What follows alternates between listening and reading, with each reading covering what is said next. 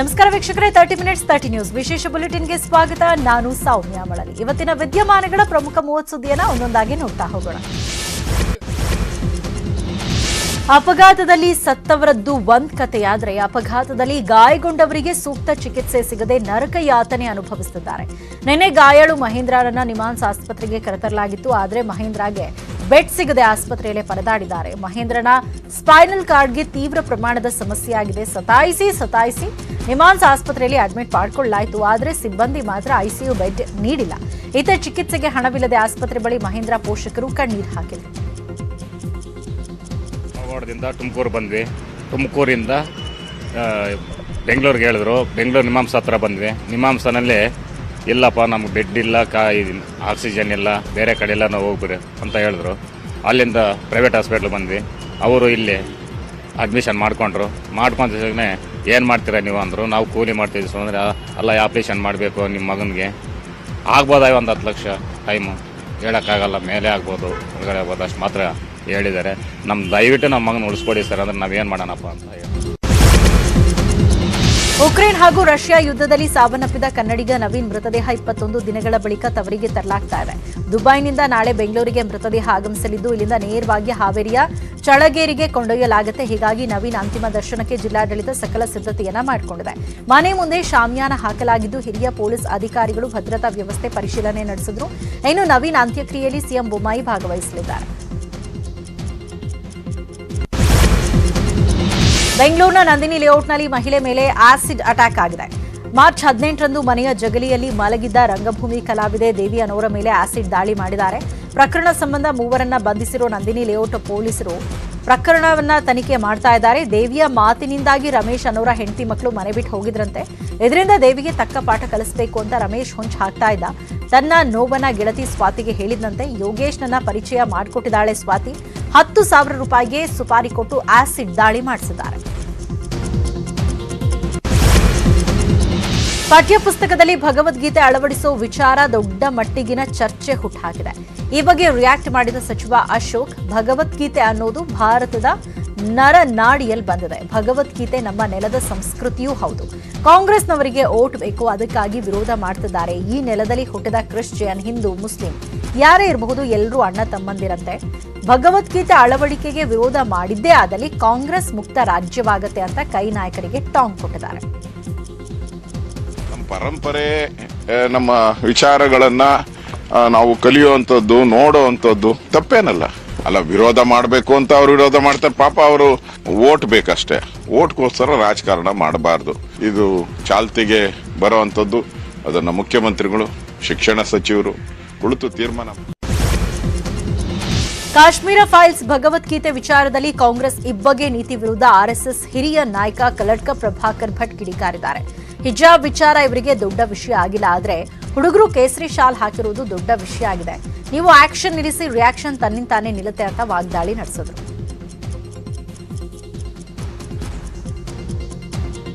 ಹಿಜಾಬ್ ದೊಡ್ಡ ವಿಷಯ ಆಗಲಿಲ್ಲ, ಅಲ್ಲಿದ್ದಂಥ ಹುಡುಗರು ಕೇಸರಿ ಶಾಲ್ ಹಾಕಿದ್ರಲ್ಲ, ಅದು ದೊಡ್ಡ ವಿಷಯ ಆಗಿರೋದು.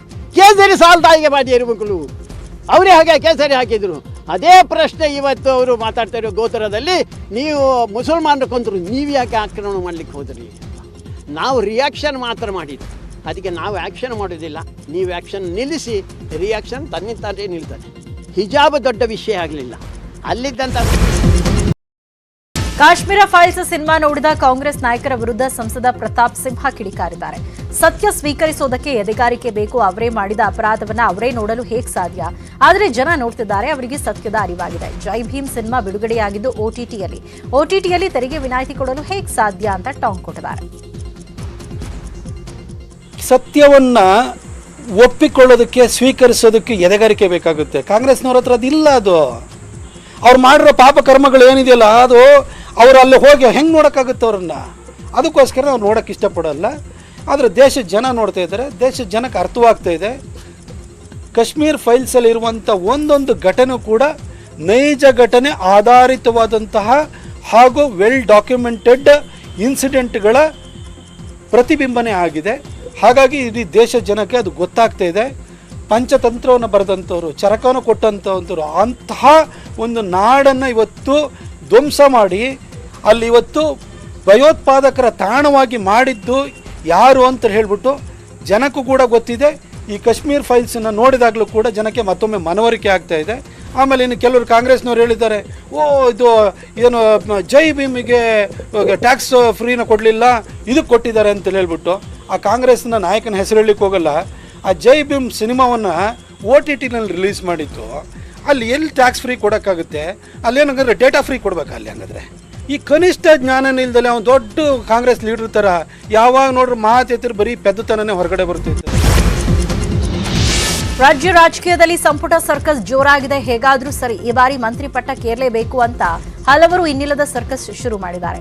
ಮಾಜಿ ಸಚಿವ ರಮೇಶ್ ಜಾರಕಿಹೊಳಿ ಕೂಡ ಪಟ್ಟಕ್ಕೇರೋದಕ್ಕೆ ಪ್ಲಾನ್ ಮಾಡ್ತಾ ಇದ್ದಾರೆ ಅನ್ನೋ ಮಾತುಗಳು ಕೇಳಿ ಬರ್ತಾ ಇದೆ.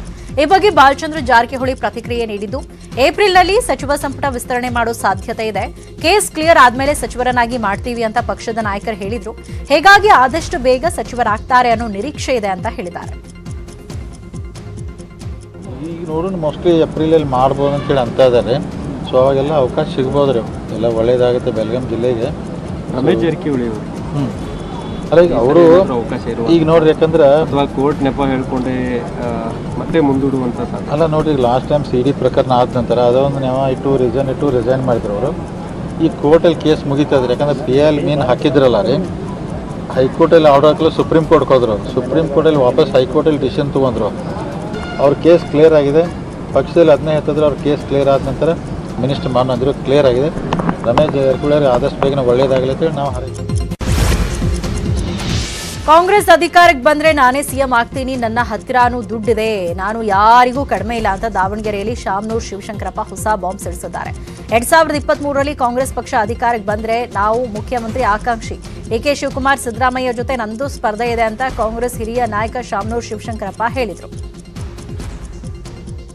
ಯಾಕ ನನ್ಕಂಡ್ಲಿ ನಮ್ಮದು ದುಡ್ಡು ಅಂತ ಕಂಡಿಯ, ಶಕ್ತಿ ಅಂತ ಕಂಡಿಯ, ನಾನೇ ಮುಖ್ಯಮಂತ್ರಿ. DK ಶಿವಕುಮಾರ್ ಸಿದ್ದರಾಮಯ್ಯ ಎಲ್ಲರದ ನನ್ನ ಸ್ಪರ್ಧೆ, ಅದ್ರ ಬಗ್ಗೆ ನಾನು ಒಬ್ಬನು. ಹಿಜಾಬ್ ವಿವಾದದ ತೀರ್ಪು ನೀಡಿದ ಜಡ್ಜ್ಗೆ ಜೀವ ಬೆದರಿಕೆ ಹಾಕಿದವರನ್ನ ಪೊಲೀಸರು ಕಂಬಿ ಹಿಂದೆ ತಳ್ಳಿದ್ದಾರೆ. ಮದುರೈನಲ್ಲಿ ನಡೆದ ಪ್ರತಿಭಟನೆ ವೇಳೆ ರಹಮತ್ ಉಲ್ಲಾ ಅನ್ನೋರು ಜಡ್ಜ್ಗೆ ಬೆದರಿಕೆ ಹಾಕಿದ್ದ. ಈ ಸಂಬಂಧ ವಕೀಲೆ ಸುಧಾಕಟ್ಟ ವಿಧಾನಸೌಧ ಠಾಣೆಗೆ ದೂರನ್ನ ನೀಡಿದ್ರು. ಹೀಗಾಗಿ ರಾಷ್ಟ್ರೀಯ ಏಕತೆ ಸಮಗ್ರತೆಗೆ ಧಕ್ಕೆ ತಂದ ಆಧಾರದಲ್ಲಿ ತಲ್ಲಂಕೊಲ್ಲ ಪೊಲೀಸರು ರೆಹಮತ್ ಉಲ್ಲಾನನ್ನ ಬಂಧಿಸಿದ್ದಾರೆ. ಈ ಬಗ್ಗೆ ಬೆಂಗಳೂರಲ್ಲಿ ಪ್ರತಿಕ್ರಿಯೆ ನೀಡಿದ ಸಿಎಂ ಬಸವರಾಜ ಬೊಮ್ಮಾಯಿ, ಹಿಜಾಬ್ ತೀರ್ಪು ನೀಡಿದ ನ್ಯಾಯಮೂರ್ತಿಗಳಿಗೆ ವಾಯು ಶ್ರೇಣಿ ಭದ್ರತೆ ನೀಡಲು ಸೂಚನೆ ನೀಡಿದ್ದೇನೆ ಅಂತ ಹೇಳಿದರು. ತಮಿಳುನಾಡಿನಲ್ಲಿ ನಮ್ಮ ಕರ್ನಾಟಕ ಉಚ್ಚ ನ್ಯಾಯಾಲಯದ ಮುಖ್ಯ ನ್ಯಾಯಮೂರ್ತಿಗಳು ಸಮೇತವಾಗಿ 3 ಜನ ನ್ಯಾಯಾಧೀಶರ ಮೇಲೆ ಕೊಲೆ ಬೆದರಿಕೆಯ ಪ್ರಕರಣ ನಡೆದಿದೆ ಮತ್ತು ದಾಖಲಾಗಿದೆ. ಕೆಲವು ದೇಶದ್ರೋಹ ಶಕ್ತಿಗಳು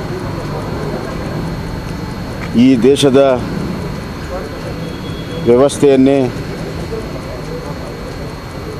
ವ್ಯವಸ್ಥೆಗೆ ಒಂದು ಸವಾಲು ಹಾಕುವಂಥ ಪ್ರಯತ್ನಗಳು ಮಾಡಿದೆ. ಹಿಂದೆಂದೂ ಕೂಡ ಆಗಿರಲಿಲ್ಲ. ಕರ್ನಾಟಕದ ಹೈಕೋರ್ಟಿನ ಬಾರ್ ಅಸೋಸಿಯೇಷನ್ ಅಷ್ಟರು ಬಂದು ವಿಧಾನಸಭೆಯಲ್ಲಿ ನಿನ್ನೆ ಅವರು ಕೂಡ ಕಂಪ್ಲೇಂಟನ್ನು ಕೊಟ್ಟಿದ್ದಾರೆ. ಕಂಪ್ಲೇಂಟ್ ರಿಜಿಸ್ಟರ್ ಆಗಿದೆ. ನಾವು ಇದನ್ನು ಭಾಳ ಗಂಭೀರವಾಗಿ ತೆಗೆದುಕೊಂಡಿದ್ದೇವೆ. ನಾನು ನಮ್ಮ DG ಅವರಿಗೆ ಆದೇಶ ಕೊಟ್ಟಿದ್ದೇನೆ. ಅದು ನಮ್ಮ ವಿಧಾನಸೌಧ ಕೇಸನ್ನು ಕೂಡಲೇ ತನಿಖೆ ಮಾಡಬೇಕು ಮತ್ತು ಅಲ್ಲಿ ತಮಿಳುನಾಡಿನಲ್ಲಿ ಅವ್ರು ಏನು ಮಾಡಿದ್ದಾರೆ ಅದೆಲ್ಲ ಆದಮೇಲೆ ಈಗ ನಮ್ಮ ವಶಕ್ಕೆ ಅವ್ರನ್ನ ತಗೋಬೇಕು ಮತ್ತು ಕಠಿಣವಾಗಿರುವಂಥ ಸೆಕ್ಷನ್ಗಳನ್ನು ಹಾಕಿ ಕೇಸ್ಗಳನ್ನು ನಡೆಸಬೇಕು ಅನ್ನುವಂಥ ಆದೇಶವನ್ನು ಕೂಡ ಕೊಟ್ಟಿದ್ದೇನೆ. ಅಲ್ಲದೆ ನಮ್ಮ 3 ಜನ ಏನು ಗೌರವಾನ್ವಿತ ನ್ಯಾಯಾಧೀಶರಿದ್ದಾರೆ ಅವರಿಗೆ ಈಗಿರೋ ಸೆಕ್ಯೂರಿಟಿಯನ್ನು ಹೆಚ್ಚಿಸಬೇಕು. ವೈ ಕ್ಯಾಟಗರಿ ಸೆಕ್ಯೂರಿಟಿಯನ್ನು ಕೊಡಬೇಕನ್ನುವಂಥ ಒಂದು ತೀರ್ಮಾನವನ್ನು ಕೂಡ ನಮ್ಮ ಸರ್ಕಾರ ಮಾಡಿದೆ. ಕೊಪ್ಪಳ ಜಿಲ್ಲೆಯ ಕುಕನೂರು ಪಟ್ಟಣದಲ್ಲಿ PU ಕಾಲೇಜ್ ಸ್ಥಾಪನೆಗೆ ಭೂಮಿ ಪೂಜೆ ನಡೆಯುವ ವೇಳೆ ದೊಡ್ಡ ಹೈಡ್ರಾಮವೇ ನಡೆದಿದೆ. ಗಣಿ ಸಚಿವ ಹಾಲಪ್ಪ ಆಚಾರ್ ಎದುರೇ ನಿಂಗಪ್ಪ ಗೋರ್ಲೆಕೊಪ್ಪ ಅನ್ನೋರು ಹೈಡ್ರಾಮಾ ಮಾಡಿದ್ದಾರೆ. ಹಮಾಲರ ಸಂಘ ಸದಸ್ಯರ ಕಾಲೋನಿ ಮುಂದೆ ಕಾಲೇಜ್ ಕಟ್ಟಡ ನಿರ್ಮಾಣ ಮಾಡೋದು ಬೇಡ, ಬೇರೆ ಜಾಗದಲ್ಲಿ ಕಾಲೇಜ್ ನಿರ್ಮಿಸಿ ಅಂತ ಪಟ್ಟು ಹಿಡಿದಿದ್ದಾರೆ. ಯಾವಾಗ ಭೂಮಿ ಪೂಜೆಗೆ ಸಚಿವರು ಬಂದ್ರು ಅದೇ ಜಾಗದಲ್ಲಿ ಮಲಗಿ ಪ್ರತಿಭಟನೆ ಮಾಡಿದ್ದಾರೆ.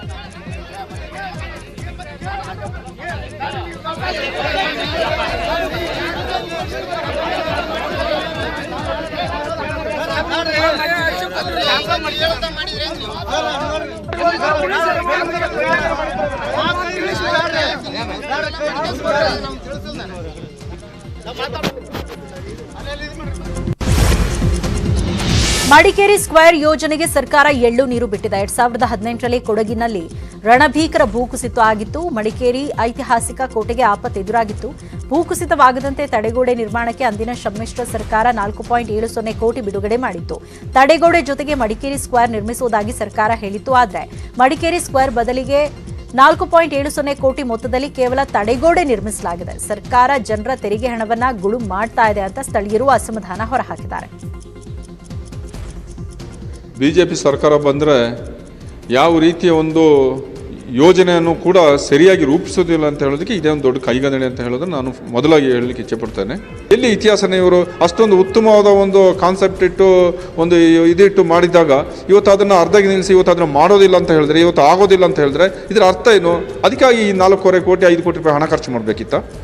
ಮೊದಲು ಮಡಿಕೇರಿ ಸ್ಕ್ವೇರ್ ಮಾಡಬೇಕಂತಲೇ ಅಲ್ಲಿ ಪ್ಲ್ಯಾನ್ ಮಾಡಿದರು. ಬಟ್ಟು ನಾವು ಇಂಜಿನಿಯರಿಂಗ್ ಕಾಲೇಜು ಸುಳ್ಯ ಅವ್ರನ್ನ ಕರೆಸ್ಬಿಟ್ಟು ಅದನ್ನು ಸ್ಟೆಬಿಲಿಟಿ ಚೆಕ್ ಮಾಡಿದಾಗ ಅದಲ್ಲಿ ಮಡಿಕೇರಿ ಸ್ಕ್ವೇರ್ ಮಾಡಲಿಕ್ಕೆ ಸೂಕ್ತ ಜಾಗ ಅಲ್ಲ, ಮತ್ತು ಅದು ಲ್ಯಾಂಡ್ ಸ್ಲೈಡ್ ಆಗೋ ಚಾನ್ಸಸ್ ತುಂಬ ಇದೆ. ಸೊ ಹಾಗಾಗಿ ಫಸ್ಟು ಅಲ್ಲಿ ತಡೆಗೋಡೆ ಆಗಬೇಕು ಅಂತೇಳ್ಬಿಟ್ಟು ಅವರು ರಿಪೋರ್ಟ್ ಕೊಟ್ಟಿದ್ದರಿಂದ ಸೊ ಅವ್ರ ಹತ್ರ ನಾವು ಎಸ್ಟಿಮೇಟ್ ಮಾಡಿಸ್ಬಿಟ್ಟು ಯಾವ ರೀತಿ ಒಂದು ತಡೆಗೋಡೆ ಇರಬೇಕಂತೇಳಿ ಸೊ ಅದನ್ನು ತಡೆಗೋಡೆ ನಿರ್ಮಾಣ ಮಾಡ್ತಾಯಿದ್ವಿ. ಕಲಬುರಗಿ ಜಿಲ್ಲೆಯ ಅಫ್ಸಲ್ಪುರ ತಾಲೂಕಿನ ಆಸ್ಪತ್ರೆಗೆ ಬರೋ ರೋಗಿಗಳ ಸ್ಥಿತಿಯ ದೇವರಿಗೆ ಪ್ರೀತಿ ಎನ್ನುವಂತಾಗಿದೆ.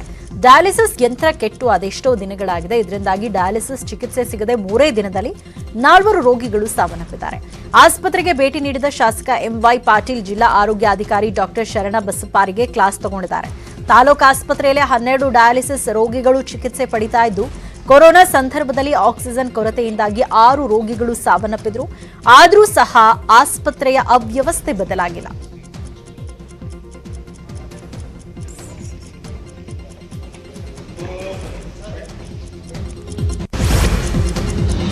ಹಾಸನ ತಾಲೂಕಿನ ವೀರಾಪುರ ಗ್ರಾಮದಲ್ಲಿ ಕಾಡಾನೆ ಕೊಂದು ಹೂತ್ ಹಾಕಿದ್ದ ಕಿರಾತಕರನ್ನ ಪೊಲೀಸರು ಕಂಬಿ ಹಿಂದೆ ತಳ್ಳಿದ್ದಾರೆ. ಕಾಡಾನೆಯನ್ನ ಕೊಂದು ಹಾಕಿದ್ದ ಚಂದ್ರೇಗೌಡ, ಪಾಪಯ್ಯ ಹಾಗೂ ತಮ್ಮಯ್ಯ ಹೊಲದಲ್ಲೇ ಹೂತ್ ಹಾಕಿದ್ರು. ನಂತರ ಆನೆಯ ದಂತವನ್ನ ಬೆಂಗಳೂರಿಗೆ ಮಾರಾಟ ಮಾಡಲು ತೆಗೆದುಕೊಂಡು ಹೋಗಿದ್ದಾಗ ಪೊಲೀಸರ ಕೈಯಲ್ಲಿ ಲಾಕ್ ಆಗಿದ್ದಾರೆ.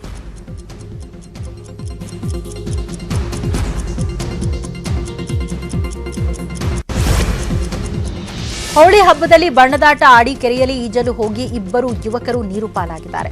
ಈ ಘಟನೆ ಯಾದಗಿರಿ ತಾಲೂಕಿನ ಬಾಚಾವಾರ್ ಬಳಿ ನಡೆದಿದೆ. 18 ವರ್ಷದ ಸಾಯಿಬಣ್ಣ, 17 ವರ್ಷದ ಮಾರ್ತಾಂಡಪ್ಪ ನೀರು ಪಾಲಾಗಿದ್ದಾರೆ. ಓರ್ವ ಯುವಕನ ಮೃತದೇಹ ಪತ್ತೆಯಾಗಿದೆ. ಇನ್ನೋರ್ವ ಯುವಕನಿಗಾಗಿ ಶೋಧ ಕಾರ್ಯ ನಡೆದಿದೆ. ಮಂಡ್ಯ ಜಿಲ್ಲೆಯ ಮೇಲುಕೋಟೆ ಶಾಸಕ CS ಪುಟ್ಟರಾಜು ಇಂದು ಮಕ್ಕಳ ಜೊತೆ ಮಕ್ಕಳಂತಾಗಿದ್ರು. ವಿದ್ಯಾ ಪ್ರಚಾರ ಸಂಘದ 75ನೇ ಅಮೃತ ಮಹೋತ್ಸವದ ಪ್ರಯುಕ್ತ ವಿಜಯ ಕಾಲೇಜ್ ಕ್ರೀಡಾಂಗಣದಲ್ಲಿ ವಿಜಯ ಕಪ್ ಪ್ರೊ ಕಬಡ್ಡಿ ಕ್ರೀಡಾಕೂಟ ಏರ್ಪಡಿಸಲಾಗಿತ್ತು. ಈ ವೇಳೆ ಆಗಮಿಸಿದ ಶಾಸಕರು ಮಕ್ಕಳೊಂದಿಗೆ ಕಬಡ್ಡಿ ಆಡಿ ಕ್ರೀಡಾಕೂಟಕ್ಕೆ ಚಾಲನೆ ಕೊಟ್ಟರು. ತುಂಬಾ ಉತ್ತಮ ಕಬಡ್ಡಿ ಆಟಗಾರ, ಆಕ್ಚುಲಿ ಕಬಡ್ಡಿ ಆಟಗಾರ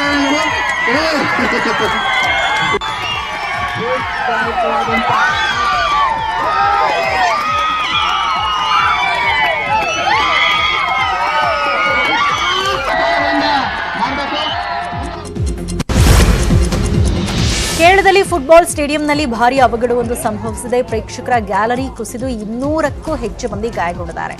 ಕೇರಳದ ಮಲ್ಲಾಪುರಂನಲ್ಲಿ ಫುಟ್ಬಾಲ್ ಪಂದ್ಯ ಏರ್ಪಡಿಸಲಾಗಿತ್ತು. ಈ ವೇಳೆ ಪಂದ್ಯ ನೋಡಲು ಬಂದವರು ಗ್ಯಾಲರಿಯಲ್ಲಿ ಕುಳಿತಿದ್ದಾಗ ಏಕಾಏಕಿ ಕುಸಿದಿದೆ. ಭಾರೀ ಮಳೆಯಿಂದಾಗಿ ಗ್ಯಾಲರಿ ಕುಸಿದಿರುವ ಶಂಕೆ ವ್ಯಕ್ತವಾಗಿದೆ.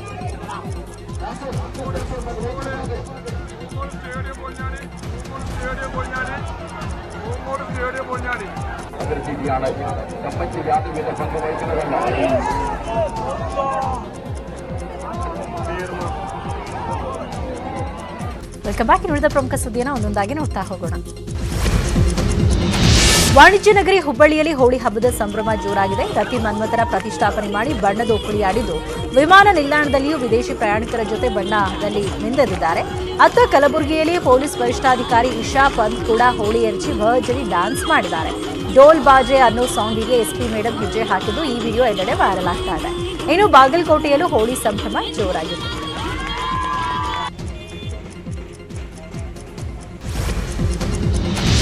ಕೊಪ್ಪಳದ ಗಂಗಾವತಿಯಲ್ಲಿ ಪುನೀತ್ ರಾಜ್ಕುಮಾರ್ ಅಭಿಮಾನಿಗಳಿಂದ ಭರ್ಜರಿ ಬಾಡೂಟ ಆಯೋಜಿಸಲಾಗಿತ್ತು. ಶಿವೆ ಥಿಯೇಟರ್ ಮುಂಭಾಗದಲ್ಲಿ ಜೇಮ್ಸ್ ಚಿತ್ರದ ವೀಕ್ಷಣೆಗೆ ಬರುವವರಿಗೆ 200 ಕೆಜಿ ಚಿಕನ್ ಊಟದ ವ್ಯವಸ್ಥೆಯನ್ನ ಮಾಡಲಾಗಿತ್ತು. ಸಸ್ಯಾಹಾರಿಗಳಿಗೂ ಸಹ ಅಪ್ಪು ಅಭಿಮಾನಿಗಳು ಊಟದ ವ್ಯವಸ್ಥೆಯನ್ನ ಮಾಡಿದರು. ಕೊಡಗಿನ ಕುಶಾಲನಗರ ತಾಲೂಕಿನ ಶುಂಠಿಕೊಪ್ಪದಲ್ಲಿ ಪುನೀತ್ ರಾಜ್ಕುಮಾರ್ಗೆ ವಿಶೇಷ ನಮನ ಸಲ್ಲಿಸಲಾಯಿತು. ಶುಂಠಿಕೊಪ್ಪದ ಕನ್ನಡ ವೃತ್ತದಿಂದ ಅಯ್ಯಪ್ಪ ದೇವಸ್ಥಾನದವರೆಗೆ ಡೊಳ್ಳು ಕುಣಿತ ಮೆರವಣಿಗೆ ನಡೆಯಿತು. ಬಳಿಕ ಅಪ್ಪು ಹೆಸರಲ್ಲಿ 100 ಜನರಿಗೆ ಅನ್ನ ಸಂತರ್ಪಣೆ ಆಯೋಜಿಸಲಾಗಿತ್ತು. ದೊಡ್ಡಮನೆ ಅಭಿಮಾನಿಗಳಿಂದ ಅಪ್ಪುಗಾಗಿ ಕಾಲ್ನಡಿಗೆ ಆಯೋಜಿಸಲಾಗಿದೆ. ರಾಜಾಜಿನಗರ 6ನೇ ಬ್ಲಾಕ್ ರಾಜ್ಕುಮಾರ್ ಸಮುದಾಯ ಭವನದಿಂದ ಕಾಲ್ನಡಿಗೆ ಆರಂಭ ಆಗಲಿದೆ. ವೀರೇಶ್ ಥಿಯೇಟರ್ವರೆಗೆ ಕಾಲ್ನಡಿಗೆ ನಡೆಯಲಿದೆ. ಕಾಲ್ನಡಿಗೆಯಲ್ಲಿ ರಾಘವೇಂದ್ರ ರಾಜ್ಕುಮಾರ್, ಯುವ ರಾಜ್ಕುಮಾರ್, ಶ್ರೀಮುರಳಿ, ಅನುಶ್ರೀ ಸೇರಿದಂತೆ ಹಲವರು ಭಾಗವಹಿಸಲಿದ್ದಾರೆ. ಜೇಮ್ಸ್ ಕರುನಾಡಲ್ಲಿ ಮಾತ್ರ ಅಲ್ಲ, ವಿದೇಶದಲ್ಲೂ ಅಬ್ಬರಿಸ್ತಾ ಇದೆ. ನ್ಯೂಯಾರ್ಕ್ನಲ್ಲಿ ಕನ್ನಡಿಗರು ಜೇಮ್ಸ್ ಚಿತ್ರವನ್ನು ನೋಡಿ ಎಂಜಾಯ್ ಮಾಡಿದ್ದಾರೆ.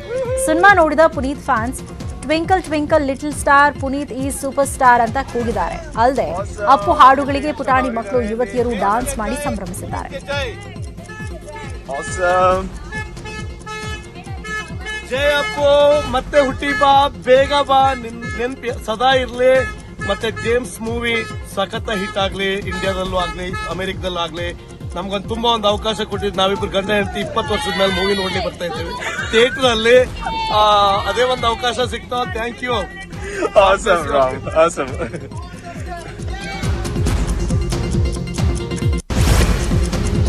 ಇನ್ನುಳಿದ ಪ್ರಮುಖ ಸುದ್ದಿ ನೋಡೋಣ ಚಿಕ್ಕ ಬ್ರೇಕ್ ಆದ್ಮೇಲೆ.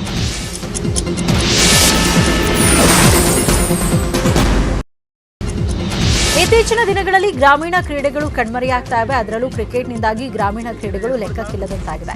ಇದರ ಮಧ್ಯೆಯೂ ಉತ್ತರ ಕನ್ನಡ ಜಿಲ್ಲೆಯ ಅಂಕೋಲಾ ತಾಲೂಕಿನ ಅವರ್ಸಾ ಗ್ರಾಮದಲ್ಲಿ ಚಿನ್ನಿದಾಂಡ್ ಟೂರ್ನಿಮೆಂಟ್ ನಡೆಯಿತು.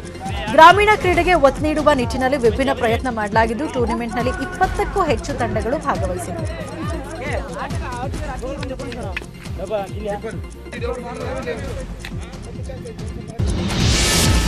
ಹೂ ಅಂಟಾವಾ ಮಾವ ಅಂತಲೇ ಯುವಕರ ನಿದ್ದೆಗೆಡಿಸಿರೋ ಸಮಂತಾ ಈಗ ಯಶೋಧ ಎಂಬ ಸಿನಿಮಾದಲ್ಲಿ ನಟಿಸ್ತಾ ಇದ್ದಾರೆ. ಈ ಚಿತ್ರದಲ್ಲಿ ಸಮಂತಾ ಭರ್ಜರಿ ಆಕ್ಷನ್ ಮಾಡಿದ್ದಾರೆ. ಸಮಂತಾಗೆ ಆಕ್ಷನ್ ಸೀಕ್ವೆನ್ಸ್ ಕಂಪೋಸ್ ಮಾಡೋದಕ್ಕೆ ಅಂತಾನೆ ಹಾಲಿವುಡ್ನಿಂದ ಸ್ಟಂಟ್ ಮಾಸ್ಟರ್ ಬಂದಿದ್ದಾರೆ. ಇನ್ಸ್ಪೆಕ್ಷನ್, ಡನ್ಕ್ರಿಕ್, ಟ್ರಾನ್ಸ್ಪೋರ್ಟರ್ 3 ಚಿತ್ರಗಳಿಗೆ ಸ್ಟಂಟ್ ಕಂಪೋಸ್ ಮಾಡಿರೋ ಎನಿಕ್ ಬೆನ್ ಸಮಂತಾಗೆ ಸಾಹಸ ಹೇಳಿಕೊಡಲಿದ್ದಾರೆ. ಬಹುನಿರೀಕ್ಷಿತ ಐಪಿಎಲ್ 2022 ಆರಂಭಕ್ಕೆ ದಿನಗಣನೆ ಶುರುವಾಗಿದೆ. ಎಲ್ಲಾ ತಂಡಗಳು ಭರ್ಜರಿ ತಯಾರಿ ನಡೆಸಿವೆ. ಪಂಜಾಬ್ ಕಿಂಗ್ಸ್ ತಂಡದ ನಾಯಕ ಮಯಾಂಕ್ ಅಗರ್ವಾಲ್ ಮಾತನಾಡಿದ್ದು, ಪಂಜಾಬ್ ಕಿಂಗ್ಸ್ ತಂಡಕ್ಕೆ ಪ್ರಶಸ್ತಿ ಗೆಲ್ಲುವ ಸಾಮರ್ಥ್ಯ ಇದೆ. ನಾವೆಲ್ಲರೂ ಸಂಪೂರ್ಣ ಸಾಮರ್ಥ್ಯವನ್ನ ವಿನಿಯೋಗಿಸಿದಾಗ ಮಾತ್ರ ಅದು ಸಾಧ್ಯವಾಗುತ್ತೆ ಅಂತ ಹೇಳಿದ್ದಾರೆ.